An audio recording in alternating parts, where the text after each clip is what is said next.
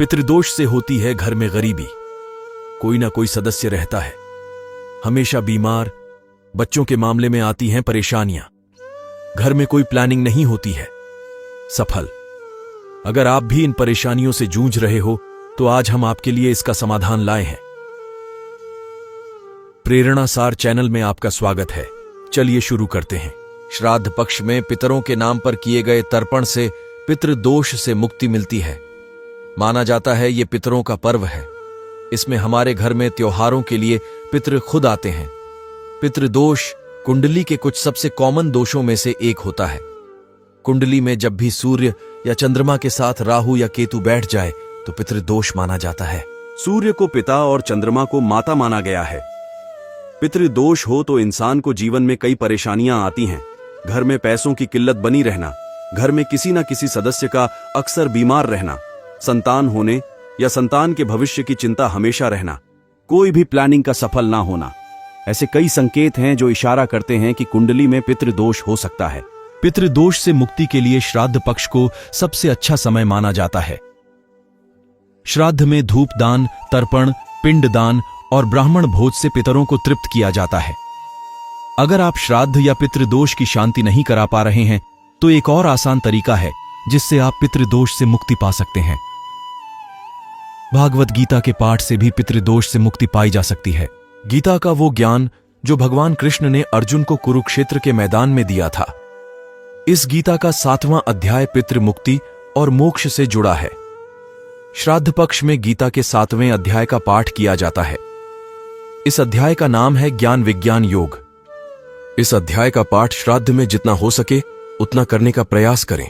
इससे पितरों को तृप्ति मिलेगी और पितृदोष से मुक्ति मिलेगी। श्री भगवान जी अर्जुन से बोले, हे पार्थ, अनन्य प्रेम से मुझ में आसक्त चित्त तथा अनन्य भाव से मेरे परायण होकर योग में लगा हुआ तू जिस प्रकार से संपूर्ण विभूति, बल, ऐश्वर्यादि गुणों से युक्त सबके आत्मरूप मुझको संशय रहित जानेगा, उसको सुन।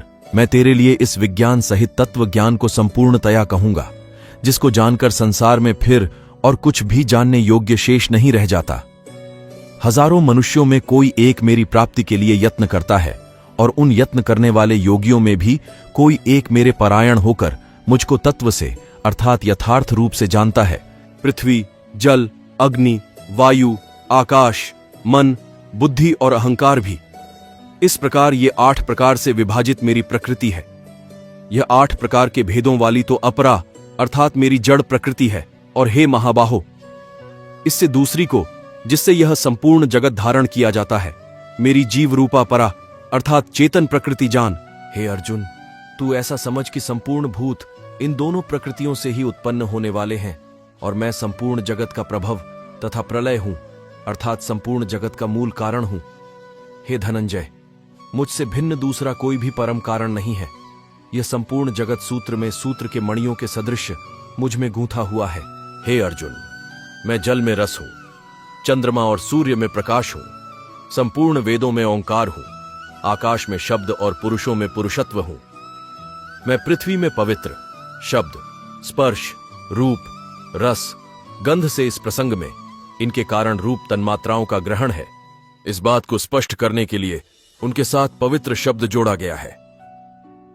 गंध और अग्नि में तेज हूं तथा संपूर्ण भूतों में उनका जीवन हूं और तपस्वियों में तप हूं। हे अर्जुन, तू संपूर्ण भूतों का सनातन बीज मुझको ही जान। मैं बुद्धिमानों की बुद्धि और तेजस्वियों का तेज हूं। हे भरत श्रेष्ठ, मैं बलवानों का आसक्ति और कामनाओं से रहित बल अर्थात सामर्थ्य हूं और सब भूतों में धर्म के अनुकूल अर्थात शास्त्र के अनुकूल काम हूं। और भी जो सत्व गुण से उत्पन्न होने वाले भाव हैं और जो रजोगुण से होने वाले भाव हैं, उन सबको तू मुझसे ही होने वाले हैं, ऐसा जान। परंतु वास्तव में उनमें मैं और वे मुझ में नहीं हैं। गुणों के कार्य रूप सात्विक, राजस और तामस, इन तीनों प्रकार के भावों से यह सारा संसार प्राणी समुदाय मोहित हो रहा है। इसीलिए इन तीनों गुणों से परे मुझ अविनाशी को नहीं जानता, क्योंकि यह अलौकिक अर्थात अति अद्भुत त्रिगुणमयी मेरी माया बड़ी दुस्तर है। परंतु जो पुरुष केवल मुझको ही निरंतर भजते हैं, वे इस माया को उल्लंघन कर जाते हैं अर्थात संसार से तर जाते हैं। माया द्वारा जिनका ज्ञान हरा जा चुका है ऐसे आसुर स्वभाव को धारण किए हुए मनुष्यों में नीच दूषित कर्म करने वाले मूढ़ लोग मुझको नहीं भजते। हे भरतवंशियों में श्रेष्ठ अर्जुन, उत्तम कर्म करने वाले अर्थार्थी, सांसारिक पदार्थों के लिए भजने वाला, आर्थ संकट निवारण के लिए भजने वाला, जिज्ञासु मेरे को यथार्थ रूप से जानने की इच्छा से भजने वाला, और ज्ञानी, ऐसे 4 प्रकार के भक्तजन मुझको भजते हैं। उनमें नित्य मुझ में एक ही भाव से स्थित अनन्य प्रेम भक्ति वाला ज्ञानी भक्त अति उत्तम है, क्योंकि मुझको तत्व से जानने वाले ज्ञानी को मैं अत्यंत प्रिय हूं और वह ज्ञानी मुझे अत्यंत प्रिय है। ये सभी उदार हैं, परंतु ज्ञानी तो साक्षात मेरा स्वरूप ही है, ऐसा मेरा मत है, क्योंकि वह मदगत मन बुद्धि वाला ज्ञानी भक्त अति उत्तम गति स्वरूप मुझ में ही अच्छी प्रकार स्थित है। बहुत जन्मों के अंत के जन्म में तत्व ज्ञान को प्राप्त पुरुष सब कुछ वासुदेव ही हैं, इस प्रकार मुझको भजता है। वह महात्मा अत्यंत दुर्लभ है। उन भोगों की कामना द्वारा जिनका ज्ञान हरा जा चुका है, वे लोग अपने स्वभाव से प्रेरित होकर उस नियम को धारण करके अन्य देवताओं को भजते हैं, अर्थात पूजते हैं। जो सकाम भक्त जिस देवता के स्वरूप को श्रद्धा से पूजना चाहता है, उस भक्त की श्रद्धा को मैं उसी देवता के प्रति स्थिर करता हूं। वह पुरुष उस श्रद्धा से युक्त होकर उस देवता का पूजन करता है और उस देवता से मेरे द्वारा ही विधान किए हुए उन इच्छित भोगों को निसंदेह प्राप्त करता है। परंतु उन अल्प बुद्धि वालों का वह फल नाशवान है तथा वे देवताओं को पूजने वाले देवताओं को प्राप्त होते हैं, और मेरे भक्त चाहे जैसे ही भजें, अंत में वे मुझको ही प्राप्त होते हैं।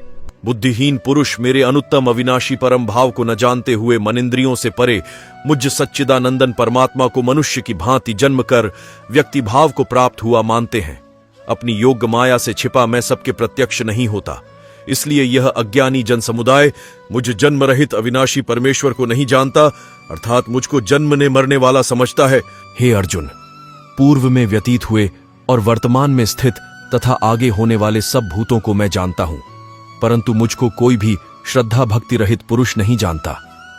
हे भरतवंशी अर्जुन, संसार में इच्छा और द्वेष से उत्पन्न सुख दुखादि द्वंद्व रूप मोह से संपूर्ण प्राणी अत्यंत अज्ञता को प्राप्त हो रहे हैं, परंतु निष्काम भाव से श्रेष्ठ कर्मों का आचरण करने वाले जिन पुरुषों का पाप नष्ट हो गया है, वे राग द्वेष जनित द्वंद्व रूप मोह से मुक्त दृढ़ निश्चयी भक्त मुझको सब प्रकार से भजते हैं। जो मेरे शरण होकर जरा और मरण से छूटने के लिए यत्न करते हैं, वे पुरुष उस ब्रह्म को, संपूर्ण अध्यात्म को, संपूर्ण कर्म को जानते हैं।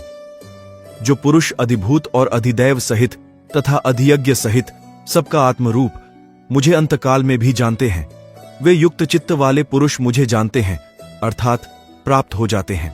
भगवद गीता के 7वें पाठ का अध्याय यहीं पर समाप्त होता है। पितरों की शांति के लिए विशेष पत्र मंत्र जाप भी जरूर करना चाहिए। AUM अद्य श्रुति स्मृति पुराणोक्त सर्व सांसारिक सुख समृद्धि प्राप्ति च वंश वृद्धि हेतव देवर्षि मनुष्य पितृ तर्पणम च अहम करिष्ये, इस मंत्र का जाप करें। अंत में चींटियों के लिए भोजन सामग्री पत्ते पर परोसने के बाद 7 ब्राह्मणों को भोजन कराएं, फिर उन्हें अपने सामर्थ्य के अनुसार दान दक्षिणा दें। आज के वीडियो में बस इतना ही। ऐसी ही वीडियो आपके लिए लाते रहेंगे। तब तक के लिए धन्यवाद।